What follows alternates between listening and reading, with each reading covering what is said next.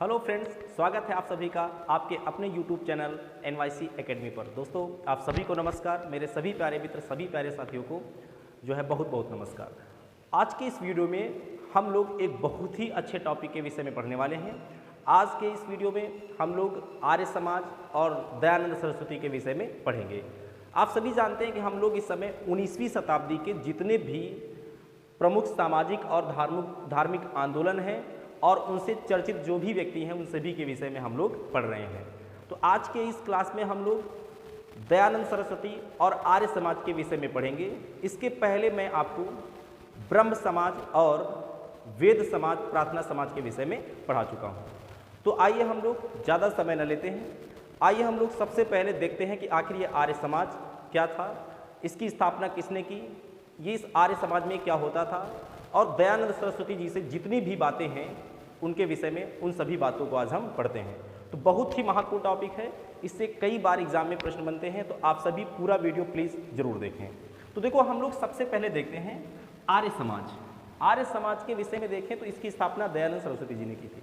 तो सबसे पहली बात तो हम दयानंद सरस्वती जी के विषय में हम लोग पढ़ेंगे।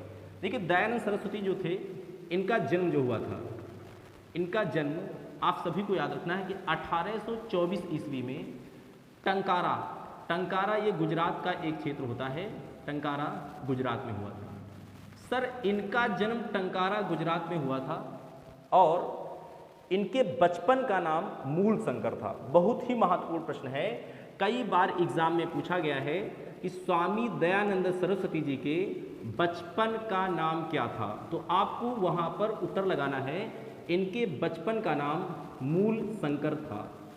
बचपन का नाम मूल शंकर था। अब एक बात यहाँ पर आपको समझनी है कि आखिर ये मूल शंकर से दयानंद सरस्वती बनने तक का ये सफ़र क्या है। देखो, सबसे पहली बात, इनके पिताजी, माताजी इनकी यशोदाबाई थी, तो करसन जी लाल जी जो है इनके पिताजी थे, और एक जो है वो बहुत बड़े अधिकारी हुआ करते थे। तो यहाँ पर सबसे बड़ी बात है कि ये जो इनके पिताजी थे, इनकी माताजी जो थी, एक बार क्या हुआ, शिवरात्रि का दिन था, और शिवरात्रि के दिन में इनका पूरा परिवार शिवरात्रि के दिन में मंदिर में उपस्थित था। और मंदिर में जब ये उपस्थित था तो मंदिर में आप सभी को पता है कि प्रसाद वगैरह चढ़ाया जाता है। तो प्रसाद था, तो एक चूहा आता है और उस प्रसाद को खाने लगता है। तो एक छोटे से थे, तो इनके दिमाग में क्या आया कि जो ईश्वर अपने ऊपर चढ़े प्रसाद की रक्षा नहीं कर सकता, आखिर वो इंसान की रक्षा कैसे कर सकता है। और जब ये बात इन्होंने अपने पिताजी से बोली और उनसे बहस भी करने लगे, तर्क करने लगे, तो वही बात होती है कि कम उम्र थी, लेकिन उस समय क्या होता है कि जब लड़का नहीं मानता है तो कहते हैं कि लड़के की शादी कर दो भाई। तो सीधी सी बात, इनके पिताजी और माताजी का विचार हुआ कि भाई इनकी शादी कर देते हैं। लेकिन करना तो कुछ और था, और इस मूल शंकर नामक इंसान को दयानंद सरस्वती बनना था, तो आखिर क्यों विवाह होता। तो हुआ क्या कि ये जो है निर्णय बना लेते हैं कि अब हमें घर छोड़ना चाहिए और विवाह नहीं करना है। ये ग्रह त्याग कर देते हैं और 21 वर्ष की अवस्था में 1845 ईस्वी में घर से निकल लेते हैं। तो सर, 1845 ईस्वी में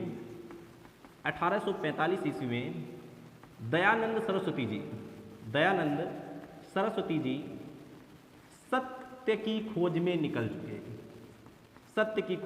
चुके।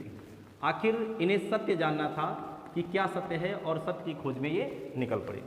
और जब सत्य की खोज में निकले तो इनकी सबसे पहली मुलाकात स्वामी पूर्णानंद से होती है। और स्वामी पूर्णानंद से जब इनकी मुलाकात होती है, दंडी स्वामी थे पूर्णानंद जी, उनसे ये सन्यासी की दीक्षा लेते हैं और सन्यासी बनते हैं। और जब स्वामी पूर्णानंद जी से सन्यासी की दीक्षा लेकर ये जो है दीक्षा लेते हैं, सन्यासी की दीक्षा लेते हैं, और जब ये दीक्षा लेते हैं तभी पूर्णानंद जी ने इनको नाम दिया था दयानंद सरस्वती। तो सर, बहुत ही इंपॉर्टेंट प्रश्न है कि आपको याद रखना है कि ये दयानंद सरस्वती नाम किसने दिया था, तो पूर्णानंद जी ने दिया था। तो इनका नाम स्वामी पूर्णानंद ने इनका नाम मूल शंकर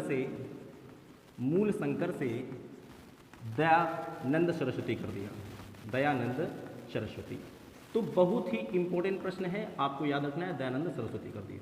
ठीक है, अब ये सन्यासी बन गए, और सन्यासी बनने के बाद मथुरा जाते हैं, और मथुरा में इनकी मुलाकात होती है एक नेत्रहीन गुरु थे विरजानंद। बहुत ही महान गुरु थे। तो 1861 ईस्वी में दयानंद सरस्वती जी की मुलाकात, दयानंद सरस्वती जी की मुलाकात, आपको याद रखना है कि इनकी जो मुलाकात है वो होती है विरजानंद जी से। विरजानंद, स्वामी विरजानंद जो होते हैं एक नेत्रहीन गुरु होते हैं, सूर होते हैं, नेत्रहीन थे ये। विरजानंद जी से जब मुलाकात हुई तो इन्हीं विरजानंद गुरु जी से इन्होंने, आपको याद रखना है कि वेदों की शिक्षा ली और वेदांगों को पढ़ा। और जब वेदांगों को इनसे पढ़ा तो मुख्य उद्देश्य इन्होंने इन्हीं से वेद पढ़े, वेद सीखे और जो है वेदांग सीखे। जब वेदांग दयानंद सरस्वती जी ने स्वामी विरजानंद से सीख लिए तो अब बात आती है कि गुरु हैं, पढ़ लिया तो दीक्षा देनी पड़ेगी, कुछ ना कुछ तो फीस लगेगी। तो जब इन्होंने कहा भाई फीस गुरु जी कुछ बताइए, हम दे देते हैं आपको, तो गुरु जी ने बहुत अच्छा विचार, बहुत उदार गुरु थे। गुरु जी कहते हैं कि भाई कोई फीस नहीं है आपकी, कोई दीक्षा नहीं, अगर आप दीक्षा देना ही चाहते हैं तो दीक्षा के रूप में एक काम करना, अपने इस ज्ञान को सिद्ध करना और साथ ही साथ सफल होना, जीवन में परोपकार करना और वेदों के पाठ को और इन वेदों के विचार को दुनिया में बढ़ाने का काम करना, यही दीक्षा मेरी होगी। और ऐसा ही करते हैं। दयानंद सरस्वती जी जब गुरु जी के पास से निकलते हैं तो इन्होंने सबसे पहले, जब वेदों का पाठ कर लिया तो इन्होंने सबसे पहला जो अपना नारा दिया वो था वेदों की ओर लौटो। बहुत ही महत्वपूर्ण प्रश्न है, आपको याद रखना है सर कि वेदों की ओर लौटो, यह नारा किसने दिया? तो वेदों की ओर लौटो का नारा दिया था दयानंद सरस्वती जी ने। इसके बाद क्या होता है? इसके बाद स्वामी दयानंद सरस्वती जी करते क्या हैं कि 1867 ईस्वी में हरिद्वार जाते हैं। हरिद्वार में कुंभ मेला का अवसर चल रहा था और वहीं पर कुंभ मेला के अवसर पर पाखंडिनी खंडिनी पताका का जो है वहाँ पर सीधी सी बात उस पताका को फहराते हैं। आखिर ये पताका क्या थी मैं आपको बताऊंगा। तो 1867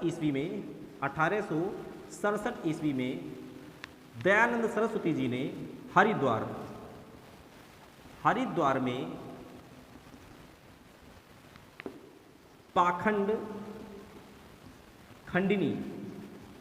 पाखंड खंडिनी पताका को फहराते हैं। ये पताका क्या थी? उस समय भी लोग क्या था, उस समय लोग पाखंड में घिरे हुए थे और वो पाखंड का अंधकार ऐसा था कि ज़्यादा से ज़्यादा लोग इस अंधकार में थे। तो इन्होंने ये पाखंड खंडिनी पताका जो फहराई, इसका उद्देश्य था कि पाखंड के जो अंधकार में घिरे हुए लोग हैं उनको ज्ञान के प्रकाश में लाना, उनको बताना कि ये पाखंड से आप दूर चलिए, आप ज्ञान के प्रकाश में आइए। तो कुल मिला के पाखंड खंडिनी पताका किसने फहराई? स्वामी दयानंद सरस्वती जी ने। कब? 1867 ईस्वी में। कहाँ पर? हरिद्वार में। किसके अवसर पर? कुंभ मेला के अवसर पर। आपको याद रखना है।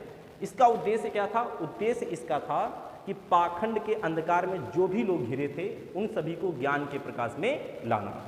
दूसरी बात अगर हम लोग यहीं पर करें तो पाखंड खंडिनी पताका के बाद स्वामी दयानंद सरस्वती जी 1872 ईस्वी में कलकत्ता जाते हैं और कलकत्ता में केशव चंद्र सेन जी से इनकी मुलाकात होती है। जब केशव चंद्र सेन जी से इनकी मुलाकात होती है तो वहाँ पर क्या होता है कि ये पूरी तरह से संस्कृत भाषा जानते हैं और गुजरात के तो थे ही, आप जानते हैं। तो संस्कृत भाषा का विशेष ज्ञान था, सब कुछ लिखते थे संस्कृत में पूरी तरह से अच्छा नॉलेज था इनको। तो जब केशव चंद्र सेन जी से मुलाकात हुई तो संस्कृत उस समय सबको तो आती नहीं थी, ज्ञानी थे ये। तो कहीं ना कहीं इनकी शिक्षाएं जो संस्कृत में छपती थी, तो केशव चंद्र सेन जी ने कहा कि अगर आप हिंदी में जो है कोई ऐसी पुस्तक लिखें जिसके माध्यम से हम लोगों तक अपने विचार पहुंचा सकें, जो भी हम करना चाहते हैं। तब इन्होंने 1874 ईस्वी में सत्यार्थ प्रकाश नामक पुस्तक हिंदी में लिखी थी। बहुत ही महत्वपूर्ण प्रश्न है कि आखिर सत्यार्थ प्रकाश नामक पुस्तक किसने लिखी? दयानंद सरस्वती जी ने।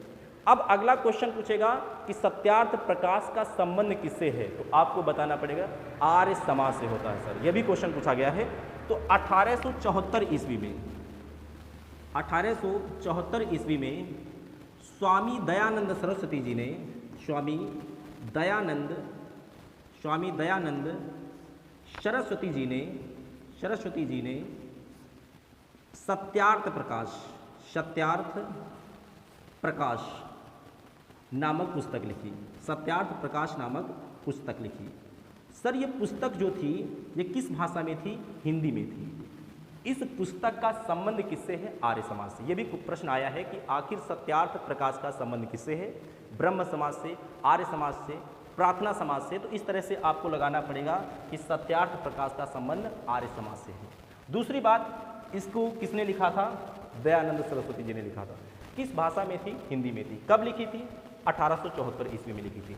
एक सबसे महत्वपूर्ण काम अब आता है, ये प्रश्न बहुत ही महत्वपूर्ण है। 1875 ईस्वी 1875 ईस्वी में स्वामी दयानंद सरस्वती ने आर्य समाज की स्थापना बंबई में की थी। बहुत ही महत्वपूर्ण प्रश्न है, ये सभी एग्जाम में आता है। तो 1875 ईस्वी में आर्य समाज की स्थापना हुई सर, आर्य समाज। अब ये जो आर्य समाज हुआ था, स्थापित हुआ था, ये कहाँ पर स्थापित हुआ था? बंबई में। बंबई में आर्य समाज की स्थापना होती है। और बंबई में जब आर्य समाज की स्थापना हो जाती है तो आखिर इस आर्य समाज का उद्देश्य क्या था? तो आर्य समाज की स्थापना आपको लिखना है यहाँ पर। अगली बात हम करें तो आखिर आर्य समाज की स्थापना किसने की थी? दयानंद सरस्वती जी ने। आर्य समाज की स्थापना कब हुई? 1875 ईस्वी में। और ये कहाँ पर हुई थी इसकी स्थापना? बंबई में। इस आर्य समाज का उद्देश्य क्या था? आर्य समाज का उद्देश्य था समाज के लिए अच्छा कार्य करना। वही बात, विधवा विवाह को बढ़ावा देना, विधवा विवाह के पक्ष में रहना, बहुविवाह प्रथा का अंत करना, सती प्रथा का निषेध करना। ये सभी प्रथाएं जो होती थीं, छुआछूत का जो है निषेध, इन सभी प्रथाओं का निषेध और जो भी आपका विधवा विवाह था उसके लिए बढ़ावा देना। तो ऐसे ही कार्य इस आर्य समाज के हुआ करते थे। इसके बाद अगर हम लोग चलते हैं तो 1875 ईस्वी में जब इन्होंने आर्य समाज की स्थापना कर दी, तो आर्य समाज की स्थापना के बाद 1883 ईस्वी में इनकी मृत्यु हो जाती है। और इनकी जब मृत्यु होती है तो इनकी मृत्यु बताते हैं कि कांच पीसकर इनको पिला दिया गया था और इसकी वजह से इनकी मृत्यु हो जाती है। तो सर 1883 ईस्वी में 1883 ईस्वी में दयानंद सरस्वती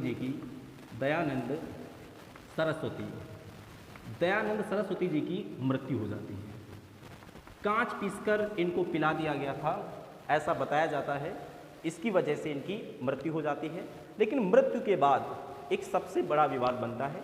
इनके जो भी अनुयायी थे उन अनुयायियों में एक मतभेद बना और वो मतभेद क्या करता है आखिर इसको भी हम लोग जान लेते हैं। मतभेद ये था कि आखिर इनके एक अनुयायी थे लाला हंसराज और इन्हीं के अनुयायियों में एक श्रद्धानंद जी हुआ करते थे।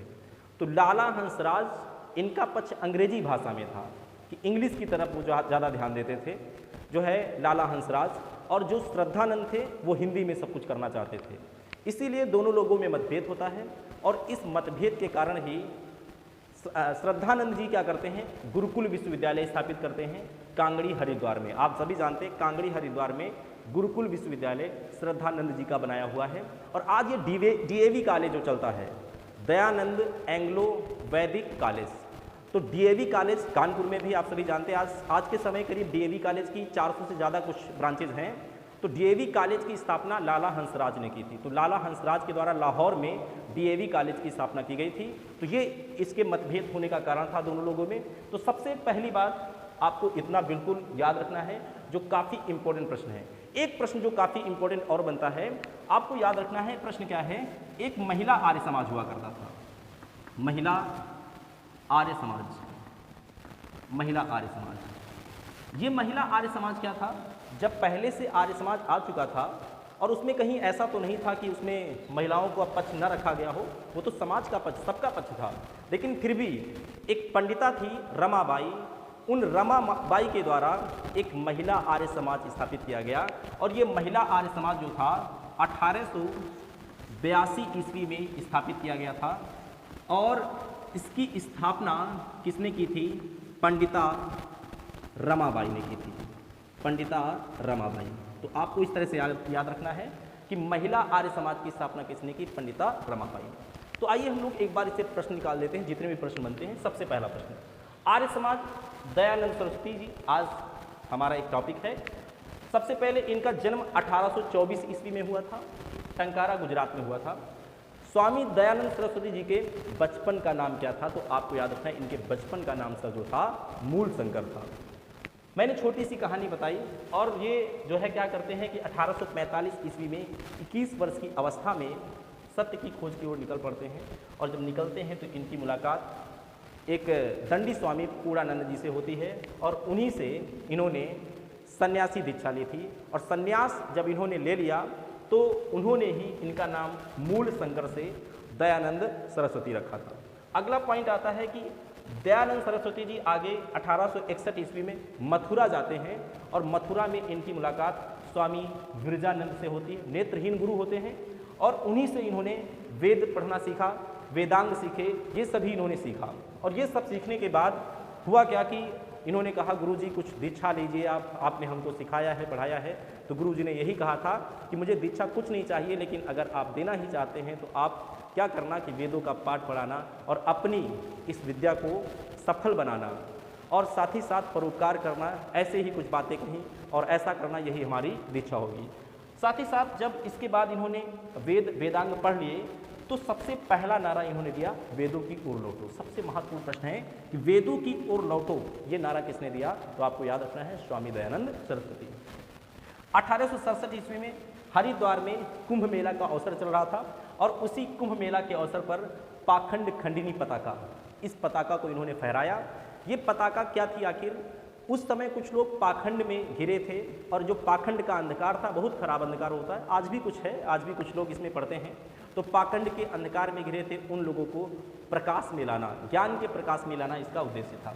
साथ ही साथ 1874 ईस्वी में स्वामी दयानंद सरस्वती जी कलकत्ता गए थे। तो कलकत्ता में 1872 में इनकी मुलाकात केशव चंद्र सेन से हुई थी। तो उनके कहने पर, ये संस्कृत जानते थे, गुजराती आती थी, वहाँ के रहने वाले थे, लेकिन उनके कहने पर इन्होंने हिंदी में एक पुस्तक लिखी, और सर वो हिंदी की पुस्तक थी सत्यार्थ प्रकाश। बहुत ही महत्वपूर्ण प्रश्न है कि सत्यार्थ प्रकाश की रचना किसने की? तो आपको याद रखना है सर कि दयानंद सरस्वती जी ने। सत्यार्थ प्रकाश हिंदी में लिखी गई पुस्तक थी। हम लोग बात करें तो आखिर आर्य समाज की स्थापना कब हुई? तो आर्य समाज की स्थापना 1875 ईस्वी में दयानंद सरस्वती जी के द्वारा बंबई में की गई थी। अब ये आर्य समाज का उद्देश्य क्या था? वही उद्देश्य आर्य समाज का उद्देश्य था, समाज धर्म को बढ़ावा देना, और साथ ही साथ जो है विधवा विवाह के पक्ष में या इसको बढ़ावा देना, और सती प्रथा, छुआछूत, और साथ ही साथ जो है बाल विवाह प्रथा, इन सभी प्रथाओं का निषेध करना। अब यहाँ पर बात आती है कि 1883 ईस्वी में दयानंद सरस्वती जी को कांच पीसकर पिला दिया जाता है, जिसकी वजह से इनकी मृत्यु हो जाती है। और एक महिला आर्य समाज हुआ करता था, 1882 में स्थापित हुआ था पंडिता रमाबाई के द्वारा। तो आज की इस वीडियो में इतना ही करते हैं। मैं आपको एक बात और बताना चाहता हूँ, कल का जो वीडियो था वो वीडियो आपका जो है प्रार्थना समाज से था, और साथ में उसमें एक पॉइंट था धोंधू केशव कर्वे, उनके द्वारा पहला महिला विश्वविद्यालय 1916 में बनाया गया था। शायद उसमें वीडियो में सन गलत हो गया था, एक बार देख लेना, तो उसको जो है आप लोग सही कर लेना, वो गलत हो गया था। तो इसके बाद आज के लिए हम लोग इतना ही रखते हैं। आप लोग पीछे की वीडियो जरूर देखें प्लीज़, जितने भी पीछे को वीडियो हैं वो आप सभी देखिए, क्योंकि वो वीडियो आप देखेंगे तभी आगे की वीडियो आपको समझ में आएगी। पीछे की वीडियो जितनी भी हैं वो ब्रह्म समाज और साथ ही साथ जो है प्रार्थना समाज, वेद समाज से संबंधित वीडियो हैं। आप सभी उन वीडियो को देखिए, और उन सभी वीडियोस का लिंक आपको इस वीडियो के डिस्क्रिप्शन बॉक्स में दे दिया जाएगा।